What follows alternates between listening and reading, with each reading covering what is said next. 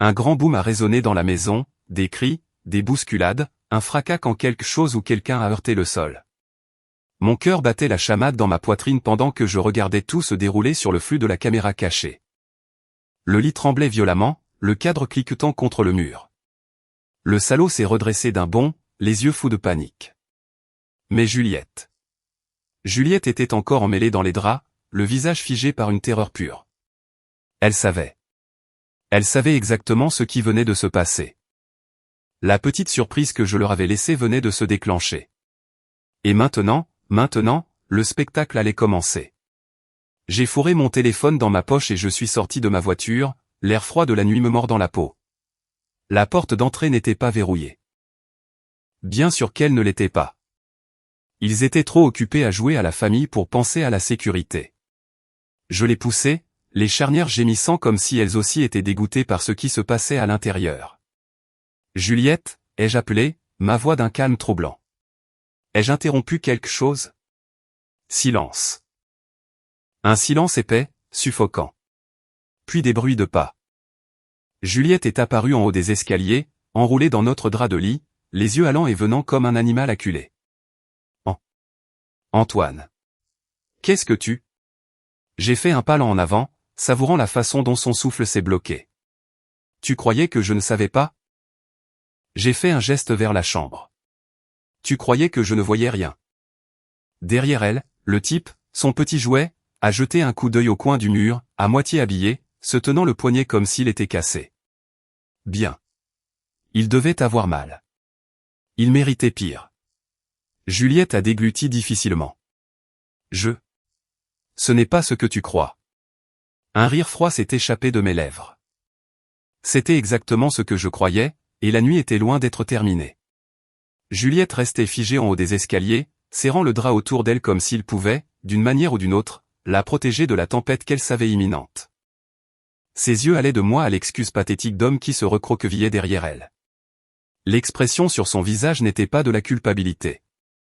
Ce n'était pas des remords. Non, ce que je voyais, c'était de la peur. Pas la peur de me perdre. Elle avait fait ce choix à la seconde où elle avait amené un autre homme dans notre lit. Elle avait peur parce qu'elle n'avait aucune idée de tout ce que je savais déjà. J'ai fait un autre pas en avant, laissant la porte se refermer d'un clic derrière moi. Le bruit a résonné dans la maison comme le marteau d'un juge. Tu vas me dire que ce n'est pas ce que ça en a l'air. Ma voix était calme. Trop calme. C'était toujours le premier signe d'une tempête imminente. Juliette a resserré son emprise sur le drap, jetant un coup d'œil par-dessus son épaule à son amant.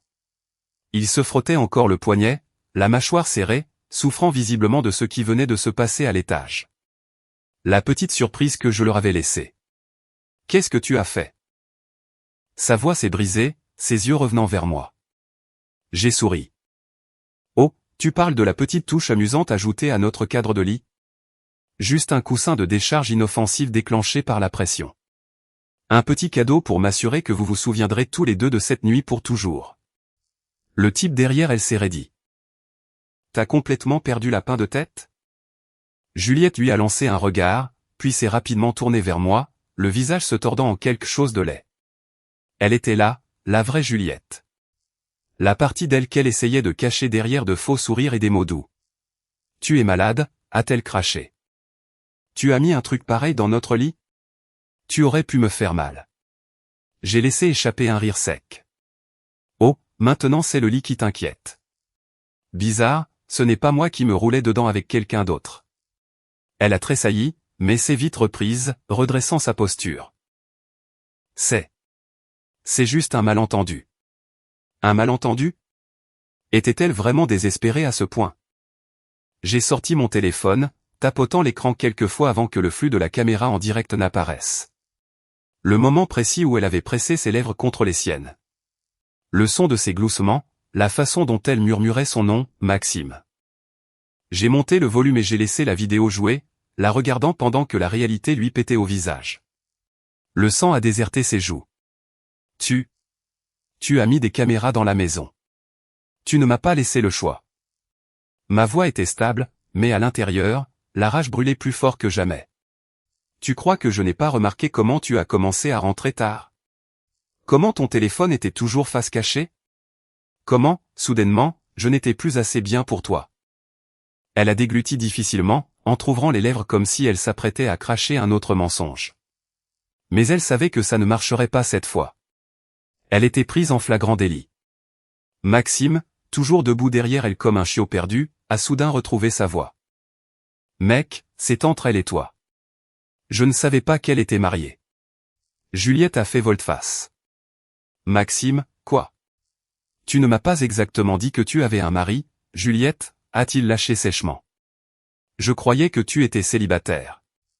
Oh, ça devenait de mieux en mieux. J'ai croisé les bras, regardant les fissures se former dans leur petit conte de fées. Alors, tu ne faisais pas que me tromper, tu lui mentais aussi. Juliette m'a foudroyé du regard, mais la panique dans ses yeux était indéniable. Elle perdait le contrôle, et elle le savait. Elle détestait perdre le contrôle. J'ai fait un autre pas en avant, ma voix devenant plus grave. Dis-moi, Juliette, est-ce que ça en valait la peine? Elle a hésité. Juste une seconde, mais c'était suffisant. J'ai hoché lentement la tête. Ouais, c'est bien ce que je pensais. Maxime en a eu assez. Il a passé une main dans ses cheveux, expirant brusquement. Je me tire, mec. Je ne touche pas aux femmes mariées. Il s'est retourné pour ramasser sa chemise par terre. Réglez vos histoires de MDE tous les deux. Juliette a fait volte-face en lui agrippant le bras. Non, Maxime. Attends. Mais il l'a repoussé, les yeux remplis de dégoût. Tu te débrouilles toute seule. Au moment où la porte d'entrée a claqué derrière lui, j'ai relâché un lent soupir. La colère était toujours là, me griffant encore la poitrine. Mais maintenant, tout ce que je ressentais, c'était du vide. Juliette s'est tournée vers moi, l'expression illisible. Alors, et maintenant? Je l'ai dévisagé un long moment, puis j'ai secoué la tête. Maintenant. Maintenant tu fais tes valises. Ses lèvres se sont entr'ouvertes, mais elle n'a pas parlé. Peut-être que pour la première fois de sa vie, elle n'avait plus rien à dire. Juliette est restée là, son emprise sur le drap se resserrant comme si c'était la seule chose qui l'empêchait de s'effondrer. Mais je lisais en elle. La panique n'était pas due à la perte de Maxime. Il n'était qu'un frisson jetable de plus. La peur dans ses yeux venait de la perte de contrôle, de la réalisation qu'elle n'avait finalement plus de mensonges en réserve. Elle a dégluti difficilement. Antoine, écoute. J'ai levé la main, lui coupant la parole avant qu'elle ne puisse cracher une autre excuse. Non, c'est toi qui écoutes. Ma voix était tranchante, froide. Je n'allais pas la laisser retourner la situation. Pas cette fois. Elle a cligné des yeux comme si elle n'arrivait pas à croire que je ne lui laissais pas l'opportunité de s'en sortir par les mots. Tu vas prendre tes affaires de MDE et tu vas foutre le camp de chez moi ce soir. Ses lèvres se sont entr'ouvertes, mais elle est restée plantée là, abasourdie. Pour une fois, elle ne contrôlait pas la conversation. J'ai laissé le silence s'étirer entre nous, regardant les rouages tourner dans sa tête. Elle calculait, toujours en train de calculer, essayant de trouver son prochain coup. Puis, juste comme ça, elle a changé de tactique. Elle a laissé échapper un souffle tremblant et a légèrement fait tomber le drap, dévoilant son épaule nue. Antoine, allez, bébé. On n'est pas obligé de faire ça. Sa voix s'est adoucie, dégoulinante d'une fausse douceur. C'était juste une erreur. Je me sentais seul. Tu as été si distant dernièrement. J'ai laissé échapper un rire sans joie. Bien sûr. Évidemment. Elle allait transformer ça pour que ce soit de ma faute. Tu te sentais seul, ai-je répété en secouant la tête.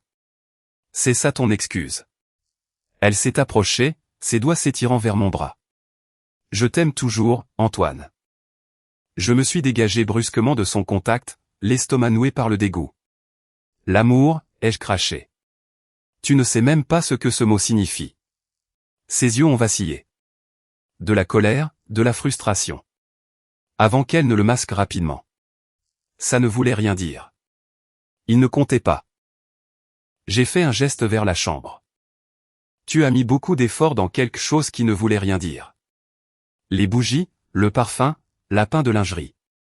Tu n'as jamais fait ça pour moi. Elle s'est mordu la lèvre comme si elle savait qu'elle avait été prise en défaut une fois de plus. Mais elle a alors abattu une dernière carte. Les larmes. Ses yeux ont brillé, sa lèvre inférieure tremblante. S'il te plaît, Antoine, donne-moi juste une chance de réparer ça. Je l'ai regardée, je l'ai étudiée, et pour la première fois, je l'ai vue exactement comme ce qu'elle était. Pas la femme dont j'étais tombé amoureux. Pas la personne avec qui je pensais avoir construit une vie. Juste une manipulatrice. Une menteuse.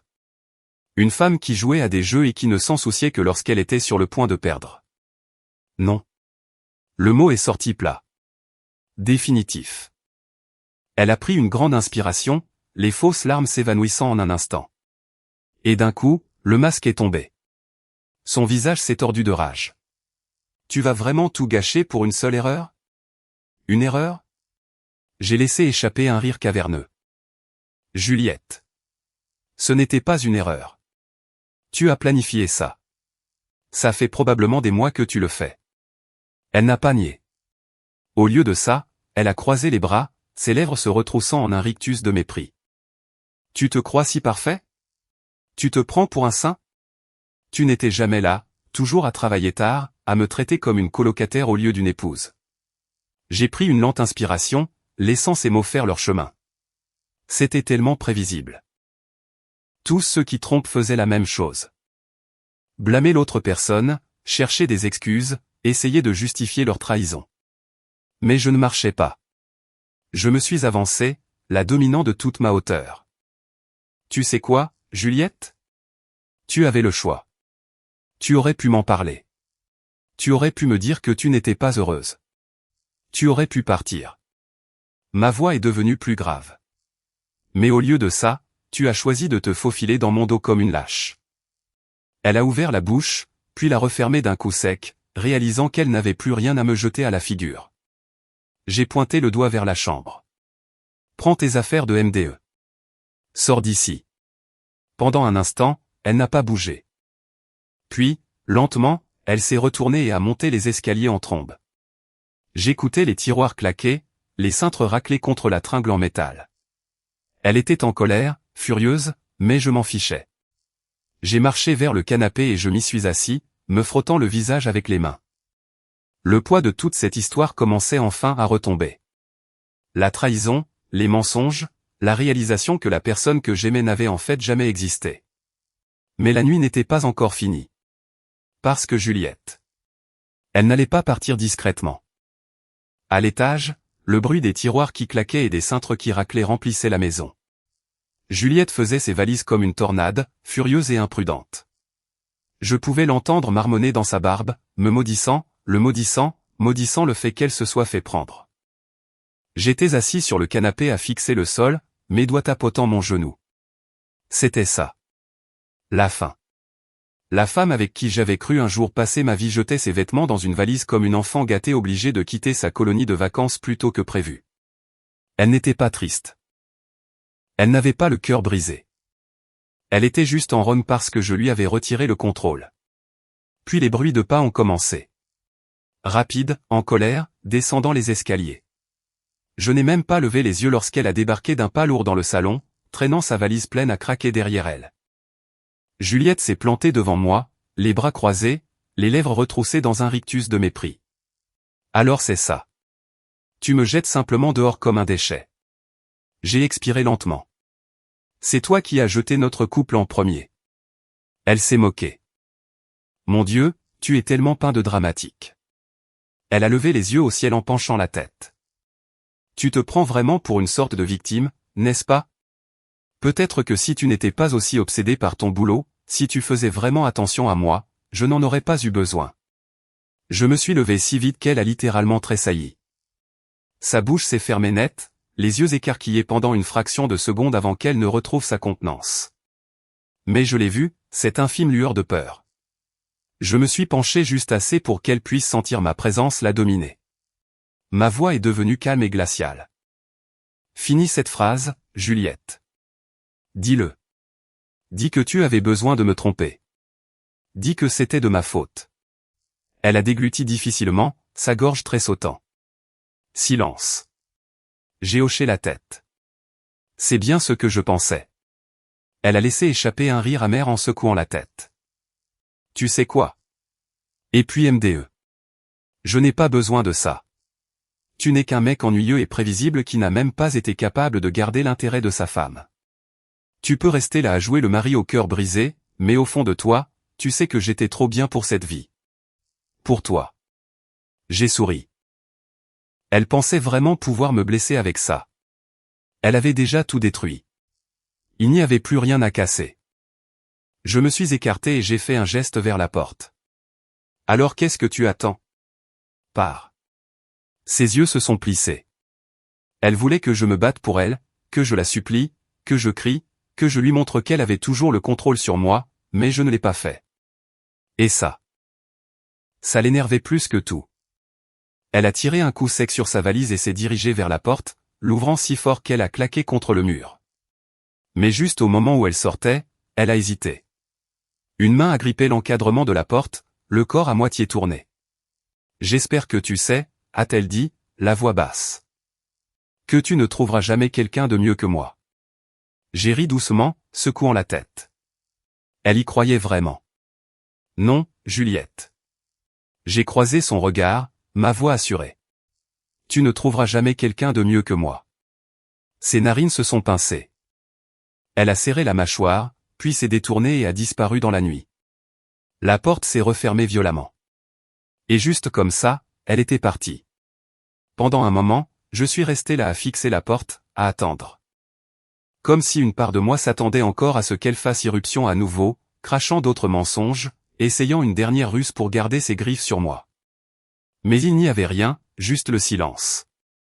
J'ai laissé échapper un long soupir et passé une main dans mes cheveux. Ma poitrine était serrée, ma tête battait la chamade. Ça aurait dû ressembler à une victoire. J'avais gagné. Je l'avais démasqué. Je l'avais confronté. Je l'avais sorti de ma vie. Alors pourquoi est-ce que je ressentais un si grand vide? Je me suis retourné, mes yeux se posant sur le canapé. L'endroit où nous avions l'habitude de nous asseoir ensemble, à rire de mauvais films, à manger des plats à emporter, à planifier notre avenir.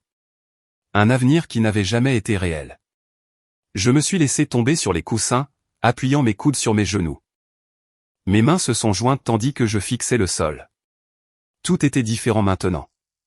Et pour la première fois, je n'avais aucune idée de ce qui allait suivre. Le silence dans la maison était assourdissant. Juliette était partie. Le tourbillon de cris, d'accusations et de portes qui claquent s'était évanoui dans le néant. Plus de cliquetis de ses talons sur le parquet. Plus de parfums persistants dans l'air. Plus de rires hypocrites remplissant les espaces vides. Juste le silence. J'étais assis sur le canapé, à fixer le mur.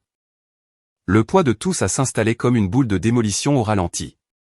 J'aurais dû ressentir du soulagement. Bon sang, j'aurais dû faire la fête. Je l'avais attrapé. Je l'avais démasqué. Je l'avais foutu dehors. Mais tout ce que je ressentais, c'était le vide. Mes yeux ont dérivé vers la porte de la chambre en haut de l'escalier. Notre chambre. Ou du moins, ce qu'elle était autrefois. Maintenant, on aurait dit un territoire ennemi. La scène de crime de mon mariage. Les draps étaient encore dans un désordre indescriptible depuis le moment où elle et Maxime s'étaient précipités hors du lit. Les bougies qu'elle avait allumées pour leur petite aventure vacillaient toujours, la cire fondue s'accumulant sur la table de chevet. Et ce foutu flacon de mon eau de Cologne, celui qu'elle vaporisait pour donner l'impression que j'étais là pendant qu'elle baisait avec lui. Mon estomac s'est noué. Depuis combien de temps faisait-elle ça? J'ai repensé au passé, cherchant les moments que j'avais manqués. Les signaux d'alarme que j'avais ignorés. Les soirs où elle rentrait tard en prétendant être sortie avec les filles. Sa soudaine obsession pour son téléphone, toujours gardé face cachée. Toujours en train d'envoyer des textos à quelqu'un quand elle pensait que je ne regardais pas. La façon dont elle me repoussait quand j'essayais de la toucher. Ses excuses s'accumulant comme une pile de factures impayées. J'avais été un idiot. Je me suis penché en avant, me frottant le visage de mes mains, essayant de refouler la rage brûlante qui s'insinuait dans mes veines. Elle ne m'avait pas seulement trompé. Elle avait menti. Elle avait planifié, elle y avait pris plaisir. Et maintenant, elle était dehors, probablement en train de déformer l'histoire pour se faire passer pour la victime. Un coup sec à la porte m'a tiré de mes pensées. Mes muscles se sont tendus. Était-elle revenue? Je me suis levé et j'ai marché vers la porte, mes poings se serrant par instinct. Mais quand j'ai ouvert la porte d'un coup sec, ce n'était pas Juliette. C'était Maxime. Son visage était tendu, sa mâchoire meurtrie là où j'imaginais qu'il avait frappé la table de chevet quand mon petit coussin électrique s'était déclenché. Il se tenait là, les mains fourrées dans les poches de sa veste, l'air presque honteux. J'ai croisé les bras, bloquant l'entrée. Tu as 5 secondes pour me dire pourquoi tu es là avant que je te jette du perron. Maxime a expiré brusquement, changeant d'appui. Écoute, mec. Je ne savais pas qu'elle était mariée. J'ai ricané. Ouais, ça arrange vachement les choses. Il a secoué la tête. Je suis sérieux. Elle m'a dit qu'elle était célibataire. Que tu n'étais qu'un ex qui refusait de déménager. Un rire amer s'est échappé de mes lèvres. Cette garce de menteuse. On dirait bien qu'on s'est tous les deux fait avoir, hein, a marmonné Maxime. Je l'ai étudié un instant. Il avait l'air secoué. Peut-être pas autant que moi, mais tout de même ébranlé. Tu te le laisses quand même taper, ai-je dit brutalement. Il a hoché la tête, les lèvres pincées. Ouais. Et si j'avais su, je ne l'aurais pas fait. Je ne fais pas ça. MDE mec. Je ne touche pas aux femmes mariées. J'ai eu envie de le frapper. Chaque nerf de mon corps me disait de lui casser la gueule pour le faire souffrir comme je souffrais, mais en même temps, ce n'était pas lui qui m'avait fait des vœux. C'était Juliette. Maxime s'est encore décalé. Écoute, j'ai juste senti que je devais venir ici pour te le dire, que je ne savais pas, et que je suis désolé. Je l'ai regardé fixement. Il était vraiment sincère. Non pas que ça changeait quoi que ce soit. J'ai secoué la tête en reculant. Peu importe, mec. C'est ton problème, maintenant. Il a froncé les sourcils. Qu'est-ce que tu veux dire? J'ai eu un sourire narquois et glacial. Tu crois que tu étais le seul, que tu étais spécial? Elle t'a menti de la même manière qu'elle m'a menti. Et quand elle en aura marre, elle passera au type suivant. Juste comme ça. J'ai claqué des doigts. Son visage a pâli, le poids de mes mots faisant son effet. Peut-être qu'il se croyait différent. Peut-être qu'il pensait qu'elle tenait vraiment à lui. Mais il connaissait la vérité, maintenant. Maxime a dégluti difficilement, hochant lentement la tête. Ouais, j'imagine que tu as raison. Il a fait un pas en arrière, enfonçant ses mains plus profondément dans ses poches. Prends soin de toi, mec. Je n'ai pas répondu. Je lui ai juste fermé la porte au nez. M'adossant contre celle-ci, j'ai expiré, les poings toujours serrés. Ce n'était pas fini. Juliette était partie. Maxime était hors jeu. Mais il me restait encore une dernière chose à faire. Et ça allait être le dernier clou dans son cercueil. La maison était enfin calme. Trop calme. Pas de cris. Pas de fausses excuses. Pas de Juliette claquant les portes et crachant des justifications. Juste moi, le tic-tac de l'horloge de la cuisine, et le faible bourdonnement du réfrigérateur. Mais mon esprit était une foutue zone de guerre. J'étais assis à la table à manger, fixant mon téléphone, mon pouce planant au-dessus de l'écran. Les messages étaient toujours là, cachés dans ce dossier secret qu'elle pensait que je ne trouverais jamais. Des dizaines de messages, des textos, des photos, des notes vocales. La preuve de ses mensonges, de ses cachotteries, de chacun des petits jeux malsains auxquels elle jouait. Elle ne m'avait pas seulement trompé, elle m'avait tourné en ridicule. J'ai tapé sur un message datant d'il y a quelques semaines. Celui où elle riait de ma stupidité, de la facilité avec laquelle elle pouvait me mentir en pleine face. Il croit vraiment que je suis au yoga en ce moment. Visage avec larmes de joie. Je lui ai dit que je travaillais encore tard. Il a juste hoché la tête comme un bon petit mari. Quelle blague. J'ai serré la mâchoire si fort que mes dents m'ont fait mal. J'aurais pu l'ignorer. J'aurais pu simplement passer à autre chose. La laisser disparaître dans l'existence misérable qu'elle était sur le point de se créer. Mais elle ne méritait pas une rupture propre. Elle méritait de brûler.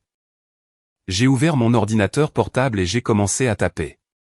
Un email, une pièce jointe. J'ai fait simple. Pas de menaces, pas de drame, juste des preuves froides et accablantes. A. Le patron de Juliette. Objet, le comportement de votre employé. Bonjour. Je voulais porter quelque chose à votre attention concernant Juliette Dupont. Vous trouverez ci-joint des messages qui détaillent sa malhonnêteté répétée concernant ses heures de travail, y compris l'utilisation de son temps et des ressources de l'entreprise pour faciliter une liaison amoureuse. Compte tenu de l'importance de l'intégrité sur votre lieu de travail, j'ai pensé que vous deviez être mis au courant. Cordialement, Antoine Dupont. Je l'ai relu 2 fois. Mon pouls était régulier, aucune rage. Aucune supplique au karma. Juste la vérité. Et la vérité était mortelle. J'ai joint les captures d'écran, j'ai appuyé sur envoyer, et je me suis adossé à ma chaise. Fait. Elle m'avait utilisé, m'avait menti, m'avait manqué de respect de toutes les manières possibles. Et maintenant elle pouvait regarder tout s'écrouler, tout comme moi. Mais je n'avais pas fini. Juliette n'était pas seulement une employée. C'était un papillon social. Elle se nourrissait des apparences, du besoin de faire croire aux gens qu'elle était parfaite. Amis, famille, collègues, tous adhéraient à sa petite comédie. Il était temps d'arracher le masque. J'ai ouvert une conversation de groupe, une qui incluait ses amis les plus proches, dont certains que je connaissais depuis des années. J'ai collé les mêmes captures d'écran, et j'ai ajouté un court message. J'ai pensé que vous deviez tous savoir quel genre de personne est vraiment Juliette. Je ne répondrai pas, mais maintenant la vérité a éclaté. Faites-en ce que vous voulez. Et puis, j'ai quitté la conversation. J'ai fermé mon ordinateur portable en expirant lentement. Mes mains ne tremblaient même pas. Ça faisait du bien. Elle avait passé des mois, peut-être des années, à me faire sentir insignifiant, à me faire passer pour un idiot. Plus maintenant. Je me suis levé et j'ai marché vers le frigo pour attraper une bière. J'ai fait sauter la capsule, j'ai pris une longue gorgée. L'amertume s'est déposée sur ma langue, me ramenant à la réalité. Puis mon téléphone a vibré. Juliette. J'ai eu un sourire en coin. C'était du rapide. Je l'ai laissé sonner. Quelques secondes plus tard, un texto est arrivé. Puis un autre, et encore un autre. L'aperçu clignotait sur mon écran. Chaque message plus frénétique que le précédent. Antoine, qu'est-ce que tu as fait, pain? Tu gâches ma vie. Réponds-moi. J'ai ri doucement, secouant la tête. Gâcher sa vie. Elle avait fait ça toute seule. Les appels ont continué à s'enchaîner. 5, 6, 7 fois. Finalement, j'ai décroché, mettant le téléphone sur haut-parleur et le posant sur le plan de travail. Silence, respiration lourde. Puis, la rage pure. Espèce de MDE, a-t-elle hurlé. Qu'est-ce que tu m'as fait? J'ai pris une autre gorgée de ma bière, savourant la crise de nerfs à l'autre bout de la ligne. J'ai juste dit la vérité, Juliette. C'est tout. Tu m'as fait virer, Antoine. Tu comprends ça? Virer. J'ai levé un sourcil. Mince, ça avait été rapide. Tu trouves ça drôle, a-t-elle craché. Il a fallu que tu te comportes comme un petit carde mesquin parce que tu ne pouvais pas supporter une petite erreur. Ça m'a fait rire. Un rire franc et profond. Une petite erreur. Juliette, tu ne me trompais pas seulement. Tu en riais. Tu t'en vantais. Elle respirait fort maintenant, faisant probablement les 100 pas dans le trou à rats où elle avait atterri. Tu crois que tu es le gentil dans cette histoire? Hein? Tu crois que les gens vont prendre ton parti? J'ai haussé les épaules, même si elle ne pouvait pas me voir. Ça n'a pas d'importance, si? Ton patron l'a fait. Silence. Puis sa voix est devenue basse et venimeuse. Je te jure devant Dieu, Antoine, je te ferai regretter ça. J'ai souri. La voilà. La vraie Juliette. Fini les fausses larmes, fini les excuses, juste Juliette, pure et sans filtre. Trop tard, ai-je dit calmement. Je regrette déjà de t'avoir rencontré. Et puis j'ai raccroché. À la seconde où j'ai raccroché, les textos ont afflué. Juliette, décroche ce pain de téléphone. Juliette, tu crois que tu en as fini? Tu n'en as pas fini. Juliette, je le jure, Antoine, je te détruirai. J'ai eu un sourire en coin, prenant une autre gorgée de ma bière. ma chérie, tu l'as déjà fait. Et maintenant, c'est ton tour. J'ai mis mon téléphone sur silencieux et je me suis adossé au plan de travail, expirant lentement. La rage était toujours là, bouillonnant sous ma peau. Mais maintenant, elle ne me contrôlait plus. J'avais abattu mes cartes. Le mal était fait, et elle le savait. Quelques minutes ont passé. Puis, on a frappé à la porte. Je ne bougeais pas. Un autre coup. Plus fort cette fois. Puis, on a tambouriné. Antoine, ouvre cette foutue porte. J'ai soupiré, me décollant du plan de travail. C'est reparti. Quand j'ai ouvert la porte à la volée, Juliette se tenait là, les cheveux ébouriffés, le visage rouge de pure fureur. Elle n'était plus la femme soigneusement apprêtée qu'elle prétendait être. Elle avait l'air déséquilibrée. « Tu trouves ça drôle ?» a-t-elle craché en me fourrant son téléphone sous le nez. La conversation de groupe était toujours ouverte, inondée de messages de personnes qui avaient enfin percé à jour ces series. « Waouh, Juliette, sérieux ? Je croyais qu'on était amis. Je n'arrive pas à croire que tu aies fait ça à Antoine. Tu nous as tous menti. » Elle perdait tout. J'ai croisé les bras, imperturbable. « Tu ne pensais pas que j'allais riposter, hein ? » Ses narines se sont pincées. « Tu n'avais pas le droit. » J'ai ri. Un rire profond et amer. « Pas le droit ? Pas le droit ?